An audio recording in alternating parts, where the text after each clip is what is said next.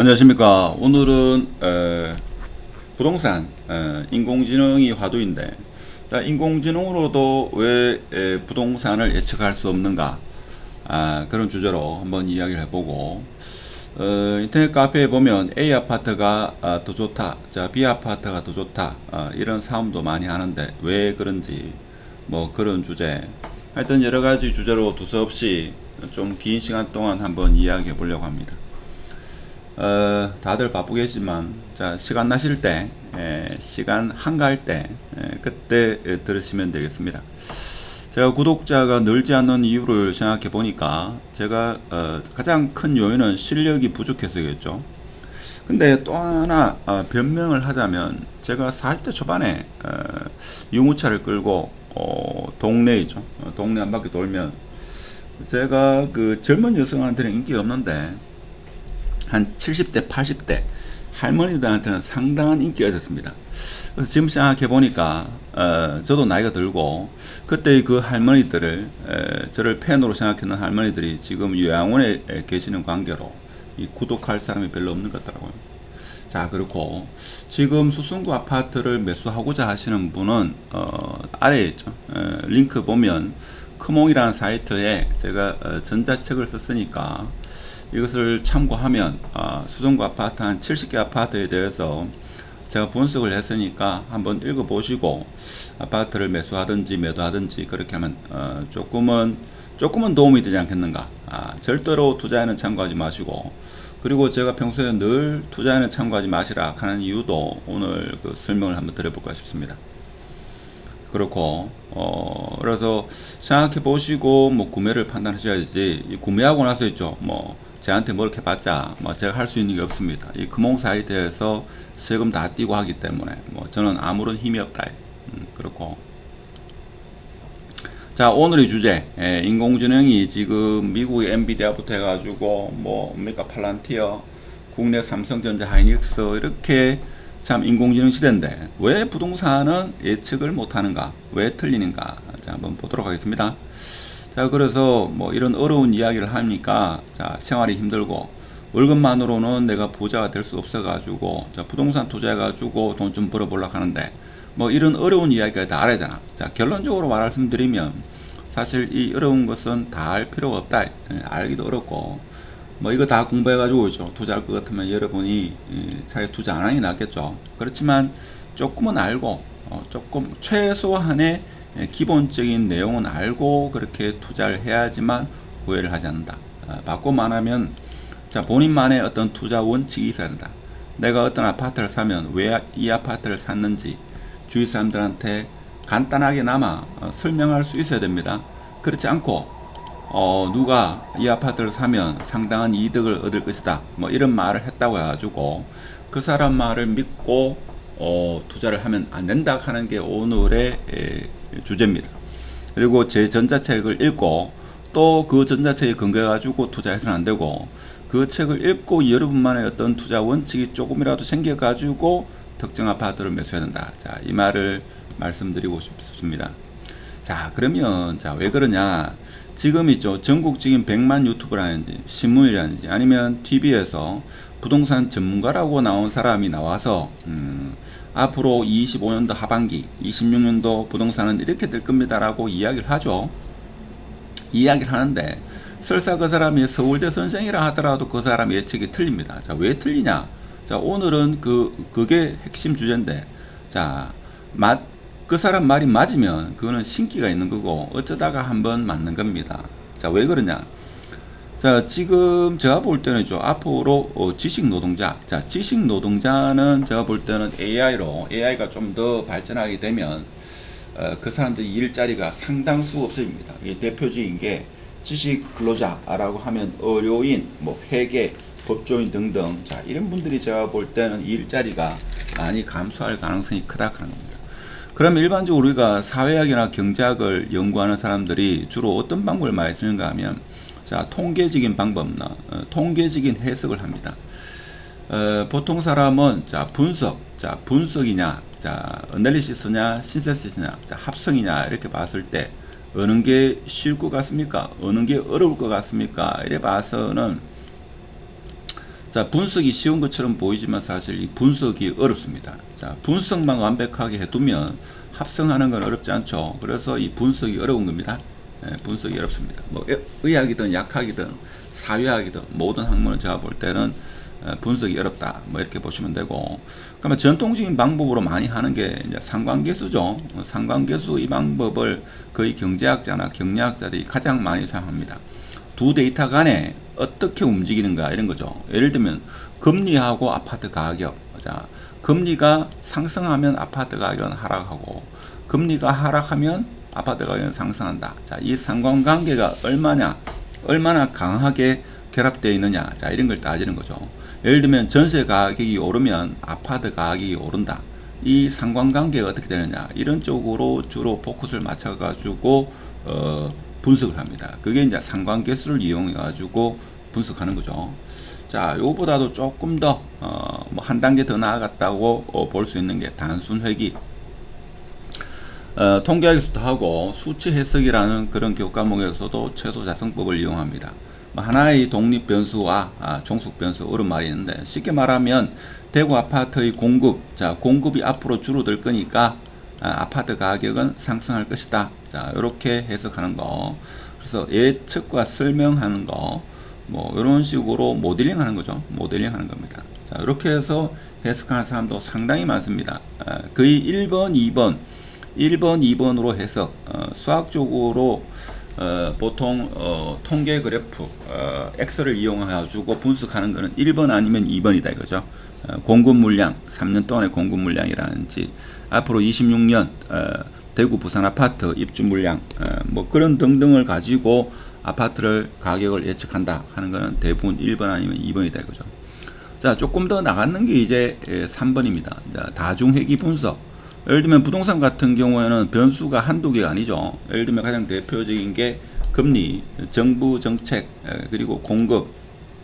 여기서 말하는 공급은 당장 입주하는 물량, 수요, 이 외에도 여러 가지 요인들이 많이 있죠. 자, 이 요인들의 웨이팅 함수, 그러니까 가중치를 있죠. 가중치를 구해 가지고 아파트 가격을 결정하는 다중회귀 분석. 자, 이 방법이 그나마 조금 더 정확하다 이렇게도 볼 수 있겠습니다. 근데 이 외에도 다양한 더 복잡한 그런 모델이 많이 있죠. 많이 있습니다. 자, 그런데 최근에 이제 거의 사회 전 분야에서 사용되는 머신러닝, 기계학습 혹은 심층학습, 뭐 이런 쪽에도 방금 전에 설명한 다중회귀 분석을 이용합니다. 자, 여기는 뭔가 하면 설명보다는 예측이죠. 예측의 정확도를 높입니다. 정확도를 높이기 위해서 대구 아파트, 서울 아파트 20년 동안의 데이터를 쫙 분석해 가지고, 내가 분석하는 게 아니고 컴퓨터가 분석하죠. 그래서 인공지능입니다. 이 컴퓨터라는 기계가 분석을 해 가지고 예측 모델 함수를 만듭니다. 만들어 가지고 26년 3월달, 26년 뭐 12월달, 그때 대구의 특정 아파트 가격이 어떻게 될 것인가, 자, 그것을 예측하는 거다, 그죠? 그래서 자, 이건 어떻게 보면 비선형 함수, 비선형 데이터에 대해서 예측을 위해서 사용된다. 자, 다만 왜 그렇게 되는가 보다는 얼마나 잘 예측하는가, 정확하게 하는가, 자, 이런 거죠. 그래서 간혹 보면 유튜브 중에서 인공지능 예측하면서 이렇게 이야기 하는데, 그 예측이 제가 볼 때는 맞을 확률은 한 70%에서 한 80% 이렇게 생각하면 맞습니다. 100%는 아니다 이거죠. 그렇게 된다는 보장은 없다. 된다라고 하면 그건 제가 볼 때는 거짓말입니다. 거짓말. 자, 그러면 위에 네 가지 크게 봐가지고 네 가지 기법에 어떤 차이점이 있는가, 자, 이렇게 보면 상관계수는 자, 얼마만큼 강하냐, 그러니까 금리와 아파트 가격, 그리고 지방 아파트는 공급하고 아파트 가격 얼마나 강하게 결합되어 있는가. 그러면 공급이 줄어들면 아파트 가격이 바로 올라가더라. 뭐 0.98 상관관계가 있다. 뭐 이렇게 이야기를 하죠. 강도 강하게 밀접하게 연관되어 있는가. 보통은 아파트 가격을 이야기할 때는 전세가, 자, 전세 가격이 오르면 아파트 가격이 오른다. 뭐 이렇게 보통 강하게 연결되어 있다 이렇게 이야기하죠. 그리고 대구는 분지이기 때문에 공급량과 아파트 가격이 가장 잘 맞는 지역이 그 도시가 대구다. 이런 표현도 합니다. 자, 왜 그런가 하면 외부에서 출퇴근이나 유출 유입이 비교적 적다. 지리적인 특성상. 뭐 그래서 해석하는 방법이 있고, 자, 최소 자성법이나 단순 회기는 뭔가 하면 단일 설명 변수로 종속 변수를 예측 설명한다 이거죠. 그래서 아파트 입주량에 의해 가지고 아파트 가격이 결정된다. 아니면 금리에서 결정한다. 뭐 그런 것을 설명하는 데 사용되고. 자, 다중회기 분석은 이러한 아파트 가격을 결정하는데 여러 변수들의 어떤 웨이팅 값, 강도에 따라 가지고 결정한다. 이런 이야기죠. 자, 그래서 가장 강력한 것은 자, 머신러닝, 지금 인공지능을 이용한 예측이죠. 뭐 26년도 예를 들면 삼겹살 가격을 예측한다든지 아니면 무, 배추, 사과, 농산물 가격을 예측한다든지 뭐 이런 거. 뭐 이런 같은 경우는 머신러닝을 통해 가지고 복잡한 관계, 그리고 질병에 대한 거, 질병에 대한 거, 아니면 특정 약을 만드는데, 새로운 약을 만드는 데 있어 가지고 여러 성분들의 그런 조합을 배합해 가지고 특정 약을 만드는 거, 뭐 이런 것도 충분히 지금 응용이 되고 있죠. 그리고 여러분이 한 10억 정도가, 10억은 많습니까? 한 1억 정도가 있다. 그러면 이것을 포트폴리오를 어떻게 구성하면 수익률이 가장 좋게 되는가, 뭐 이런 것도 지금 AI에서 연구되고 있고 실제 그렇게 하고 있습니다. 자, 그런 것들. 자, 그런데 이러한 다양한 기법으로 왜 부동산 예측은 틀리는가? 그래서 제가 늘 말씀드리는 게, 제 영상도 투자에는 절대로 참고하지 마시라, 이야기를 늘 하는 이유가 뭔가 하면, 자, 대구 아파트뿐만 아니라 전국 아파트를 아파트를 가격을 예측할 때 설명 가능한 변수들만 가지고 설명합니다. 그래서 설명할 수 없는 그런 변수가 뭐가 있는지를 잘 모른다 이죠. 그들 간에 어떠한 상호 연관성이 있는지 정확한 모델링을 모릅니다. 비트겐슈타인 하는 사람이 있는데, 이 사람은 철학자로 알려져 있습니다만 원래 이 사람이 기계공학을 전공했죠. 그래서 박사학위 논문은 제가 알기로는 대기권에 연 있죠, 연 날리는 거. 이 연의 운동에 대해서 박사학위 논문을 받았는데, 이 사람이 했는 말이 뭔가 하면, 말할 수 없는 것에 대해서는 침묵해야 된다. 자, 이런 말을 했습니다.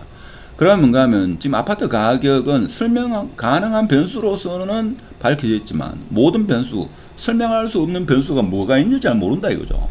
설사 이런 설명 가능한 변수 사이에 어떤 연관성이 있는지를 알지 못하기 때문에 정확한 예측이 안 된다 하는 겁니다. 자, 그리고 설사 내가 예측 모델을 만들었다. 대구 아파트, 예를 들면 대구 아파트, 예를 들면 W 아파트의 예측 모델을 만들었다. 이런 함수를 만들었다 이거죠. 근데 이게 뭔가 뭐 오차 범위가 있고 불확실성이 존재한다. 이 불확실성과 오차를 좀 운이 좋아 정확하게 맞춘 사람은 큰 부를 얻는다 이거죠. 예를 들면 23년도 초에 제가 반지를 팔더라도 W 아파트는 팔지 마십시오 했다 이거죠. 그냥 운으로 맞췄는 거죠. 코끼리가 뒷금질을 하다가 쥐를 잡은 격이다. 그래서 제 말을 듣고 안 파는 사람은 지금 뭡니까? 그때 한 9억 정도였죠. 지금 14억 하면 5억 벌었다. 5억. 그렇죠? 운이다, 운. 운이 많이 작용했다 이거죠. 제 영상을 듣고 반지를 팔아가지고 W를 안 판 사람이 적지 않습니다. 그게 운이다 이거죠. 자, 예측을 조금이라도 더 신뢰있게 하려면 위 변수들을 잘 반영해가지고 지역적, 자, 시간적 특성에 맞춘 세분화된 모델을 해야 되는데 이걸 또 못하고 있다. 이걸 못하고 있습니다. 이거 안됩니다 이거. 자, 그리고 또 뭔가 하면 미래 시장에 대한 충격. 지금 위에서 전부 회귀 분석이 어떻고 머신러닝이 어떻고 이런 건 전부 뭔가 하면 과거 데이터를 기반으로 해가지고 모델 함수를 만드는 겁니다. 근데 부동산 시장은 이슈를 먹고 산다는 것은 미래죠. 미래에 일어날 일입니다. 예를 들면 금리 변화, 뭐 규제 변화, 공급 착공 지연 시간, 뭐 이런 기타 등등이죠. 자, 이런 시나리오 분석이 필요한데 이에 대한 분석은 자, 사람만이 할 수 있는 겁니다. 그러니까 전문가라는 사람이 나와가지고 시나리오 A, 시나리오 2, 시나리오 3 해가지고 쭉 나오죠. 어느 시나리오가 어떻게 흘러갈지 모른다. 그렇기 때문에 이게 어려운 겁니다. 자, 그리고 또 동일한 변수라도 지역이나 시기에 따라서 영향력이 다르다 이거죠. 예컨대 서울 수도권, 지방과는 다르고 신축, 구축 간의 아파트 가격 차이도 존재한다 이거죠. 자, 이런 것에 대한 게 시대와 어떤 지역에 따라 가지고 다르다 하는 겁니다. 이에 대한 예측이 안 된다 하는 거죠. 이런 겁니다. 자, 그리고 또 중요한 게 시간에 따른 변수의 영향력도, 변수의 변화도 확인한다. 예를 들면 노후도에 따라 가지고, 예를 들면 구축 아파트. 자, 비트겐슈타인은 자 그런 말을 했죠.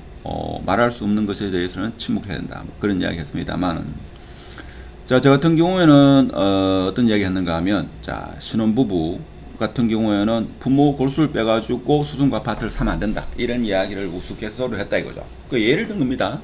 자, 그런데 제가 볼 때는 뭔가 하면 본인 나이가 한 40대 후반이다. 그러면 부모 연세가 80대, 자 80대를 넘어선다. 그러면 제가 볼 때는 주말이나 있죠, 찾아가 가지고 어머니께서 소피스트 박의 부모 골수 빼가지고 아파트 사는 게 아닐까. 자, 이게 마음에 든다 하더라도 자식이 이제 부모를 찾아가 가지고 이야기를 해야 되죠. 지금쯤에는 이제 상속 문제가 있으니까 정리를 한다든지 허심탄회하게 이야기해 가지고 자산 분배를 해야 됩니다. 너무 늦게 하게 되면 국가의 세금을 헌납하기 때문에 그것도 그렇게 바람직한 건 아니다. 하여튼 간에 시간의 변에 따라 가지고 노후도라든지 학군 변수, 자 이런 것을 과거의 영향이 좀 작았는데 앞으로는 더 민감해질 수도 있고 덜 민감해질 수 있다. 예를 들면 대구 같은 경우 달구을 대로해서 자 범원 내거리가 뜨겁다가 최근에는 만촌동이 많이 뜨겁죠. 이 뜨거워진 이유가 이제 뭔가 하면 좀 있으면 이제 고등학교, 중고등학교 입학 시즌이 아니고 이제 중고등학교 확정이 된다 이거죠. 그러니까 학군지인 만촌 3등이 지금 뜨기 시작하고, 여기 시작하지도 못하는 수성자이가 이제 이주해가지고 이주금이, 자 이주비가 나오니까, 자 이걸 또 예측 못한다 이거. 이주비가 과거에 나왔느냐? 과거에 이렇게 대단지가 이주비가 나온 적이 없었죠. 없으니까 이제 지금 위에서 말한 이 모델로는 설명이 안 되는 겁니다. 자, 그래서 이 예측이 어렵다 하는 거죠. 그래서 제가 볼 때는 이러한 복잡성, 상호작용, 그리고 지역별, 시간적으로의 이질성, 자, 다르다 이거죠. 과거에는 이런 대단지 재개발, 수성구 내에서의 대단지 재개발이 없었는데, 지금 수성자이가 대단지 재개발이 이루어졌다 하는 겁니다. 그렇죠. 그리고 데이터와 변수의 한계 등등의 여러가지 이유로 해가지고 예측 모델을 제시 못합니다. 그러니까 여러분이 뭐 100만 유튜버, 50만 유튜버, 뭐 누가 전문가라 해가지고 어디 사십시오 하는 것을 100% 신뢰하면 안 된다. 단지 참고 자료로만 활용해야 된다.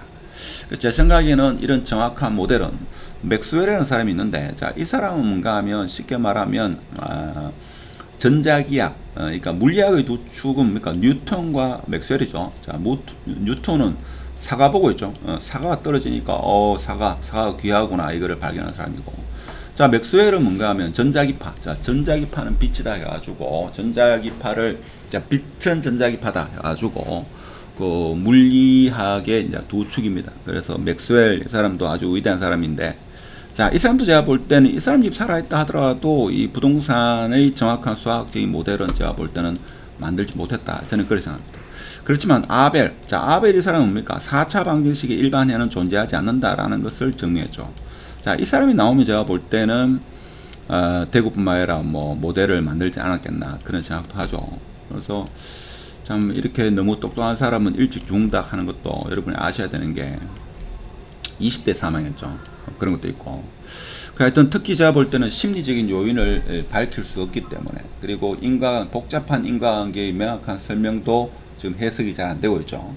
그래서 변수들이 또 실시간적으로 변화하기 때문에 환경의 불예측성 등 다양한 요인을 모델링 할 수 없기 때문에 제가 볼 때는 부동산 이 예측이 잘 안 되는 겁니다.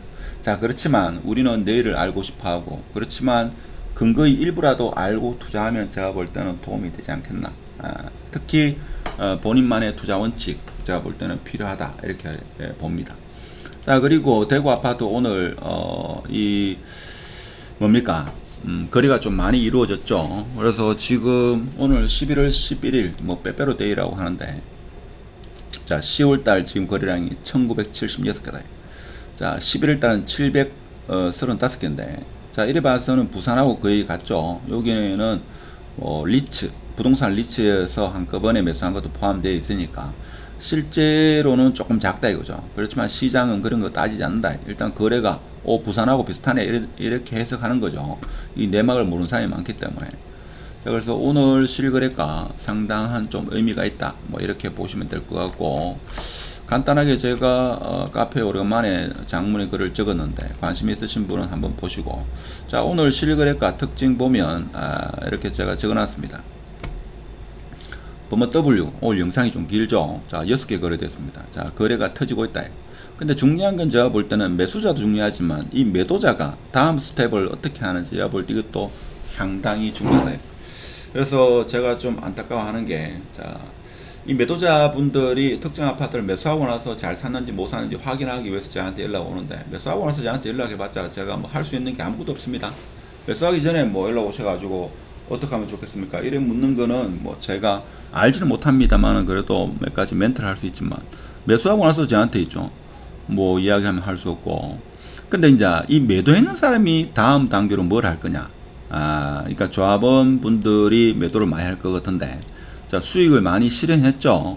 실현했는데, 자, 이거 그 다음으로 어느 아파트를 매수하는지, 집에서 소고기만 사 먹고 계시는지, 따라가지고 대구 아파트에 상당한 영향을 미친다 이렇게 보시면 되고, 자, 궁전 아파트 절대 재건축이 안 된다 했는데 이 W가 가격이 치고 가니까 이제 궁전 맨션도 들썩이죠. 뭐 1대1 재건축, 앞으로 수성구에 제가 볼 때는 재건축 일어나면 1대1 재건축이 많을 겁니다. 그래서 200세대 이하는 주의하시고, 그 이상 세대에서 재건축이 일어나면 제가 볼 때는 좀 의미 있지 않겠는가 그런 생각이 들고, 자, 만촌 3동 삼정이 지금 4개 거래됐죠. 구석전 자리라고 뭐 그렇게 이야기를 많이 합니다만은 거래량이 터졌습니다. 앞으로 얼마만큼 터질지 알 수 없죠. 저는 개인적으로 앞으로 만촌 3동 삼정이 아니고 만촌 3동이 가격이 많이 칠 겁니다. 저 W가 가격이 올라간다는 건 다 알고 있죠. 만촌 3동 뜻하지 않는 이런 이벤트가 이제 터지면 대부분의 사람들이 예측을 못하는 새로운 어떤 패턴이 그려지는 겁니다. 그게 제가 볼 때는 만촌동에서 일어날 거다 그래 보고, 자, 그러면 범어 목련 같은 경우에도 지금 거래가 2개 이루어졌는데 이거는 재건축이죠. 2032년 33년에 완공이 되겠죠. 이때 바라보고 도전한 사람도 있고, 수성태양 아누스, 자, 신천시장 건너편에 있는데 구축도 팔리고 있다. 남산 롯데, 자, 남산 롯데도 오늘 3개 거래가 있었죠. 자, 중구의 대장을 유지하기 제가 볼 때는 좀 힘들지 않겠는가. 자, 이거를 제가 볼 때는 두류역자이한테 뺏기지 않겠는가, 이런 걱정이 조금 들죠. 자, 이분 입장에서는 걱정이지만 두류역자이를 가지고 계신 분은 이제 신났다 뭐 이렇게 해석할 수 있죠. 자, 빌리브 프리미어, 자, 이게 뭔가 하면 2동짜리죠. 근데 내부는 아주 뭐 검치를 해놓은 걸로 알고 있는데, 자, 그렇고 대신자이, 대구 아파트의 지표, 중구의 지표 이렇게 볼 수 있죠. 자, 여기 가격이 오르기 시작했다. 자, 대구역 제일풍경채, 자, 태평로 보면 상당히 어려운 시절을 지난 3년 동안 보냈습니다. 그래서 태평로에 새로운 바람이 불 수 있지 않겠는가. 자, 이렇게 되고, 자, 동이동이죠, 여기. 자, 여기도 팔린다, 2개, 그래 되고. 자, 빌리브 스카이, 이게 죽전역이죠. 뭐, 죽전역인데, 여기도 이제 가격이, 자, 2개가 거래됐는데, 가격이 상당히 높게 거래됐습니다. 자, 두류역 자이한테 자리를 내어줄 것인가. 그러니까 남산 롯데나 빌리브 스카이가, 수성구를 제외한 타구의 대장이다, 이런 이야기 있었는데, 자, 두류역 자이가 제가 볼 때는, 대장이 될 가능성이 저는 조금 더 있지 않겠는가. 몇 달 전부터 제가 그런 이야기를 했죠. 두류역자의 타구의 대장이 될 관상인가, 이런 영상을 찍은 적이 있습니다. 그 다음에 동구의 이센디가 지금 7억 3천 신고가를 찍고 있죠. 그 다음에 동대구 센트로대 시장 29평인데 5억 넘었습니다. 상품성이 좋죠. 외관이 좋습니다. 호우대가 좋죠. 호우대. 자, 그렇다고 승구를 매수할 계획이 있으신 분은 제 전자책, 아래 전자책을 한번 이용해 보시도록 하고, 하여튼 뭐 신고가가 얼마 찍었다 이런 거는 제가 볼 때는 여러분의 살림살이에 큰 보탬이 되지 않는다. 그냥 그것은 방향성만 알면 되고, 뭐 W 아파트가 얼마를 하더라 그 별로 의미 없습니다. 지금 현재 여러분이 취할 수 있는 액션이 뭔지, 자, 그거에 좀 가능성이 있는 그런 후보지 아파트를 유심히 보는 게 여러분 인생에 좀 도움이 되지, 뭐 특정 아파트, 비싼 아파트 가격이 얼마 됐다는 것은 큰 의미는 없다 하는 겁니다. 그래서 투자는 참고하지 마시고 너무 무리한 투자는 좋지 않다. 그래서 본인이 감당할 수 있는 범위 내의 투자가 바람직하다. 오늘 영상이 길었는데 뭐 끝까지 영상 들은 사람이 있겠습니까만은 들은 사람은 감사드리고 뭐 듣지 않았다 하더라도 어쩔 수 없다. 마치도록 하겠습니다. 감사합니다.